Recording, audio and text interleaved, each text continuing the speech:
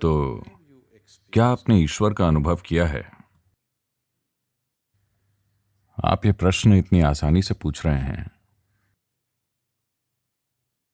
जब आप भगवान कहते हैं तो मैं चाहता हूं आप ये समझें। आप भगवान कहते हैं तो आप किसी इंसान या चीज की बात नहीं कर रहे। आप भगवान कहते हैं तो आप अपनी रचना के स्रोत की बात कर रहे हैं, है ना? है कि नहीं? आप भगवान कहते हैं तो आप अपनी रचना के स्रोत की बात कर रहे हैं, जहां से आप आए हैं। मेरे जीव का स्रोत क्या है, आप ये पूछ रहे हैं। तो आप मुझे पूछ रहे हैं, क्या आपने मेरे जीव या अपने जीव के स्रोत का अनुभव किया है? क्योंकि ये अलग नहीं हो सकता।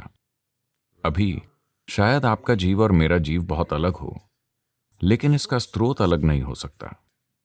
तो जब आप पूछते हैं क्या आपने इसका अनुभव किया है, आप पूछ रहे हैं क्या मैंने आपके अस्तित्व के स्रोत का अनुभव किया है ना? तो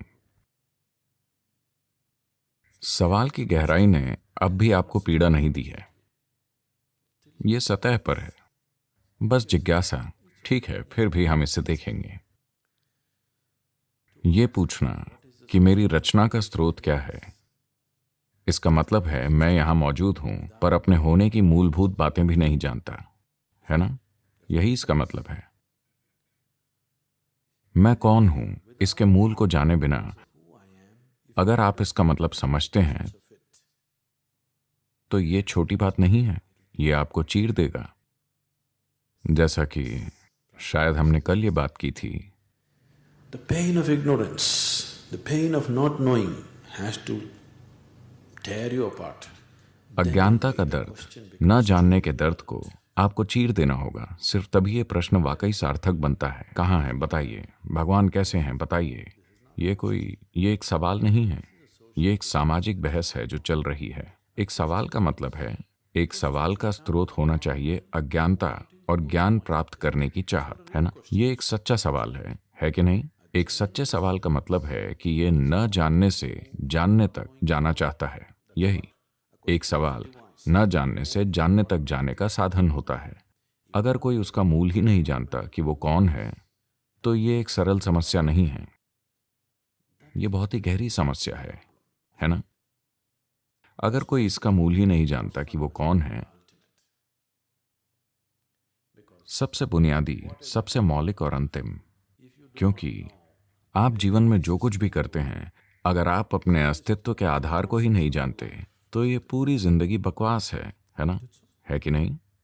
अगर कोई ये नहीं जानता कि उसके होने का आधार क्या है, तो इसका मतलब है कि जब आप पूछते हैं भगवान कहाँ हैं, भगवान क्या हैं, आपने उनका अनुभव किया है, आप उन्हें जानते हैं।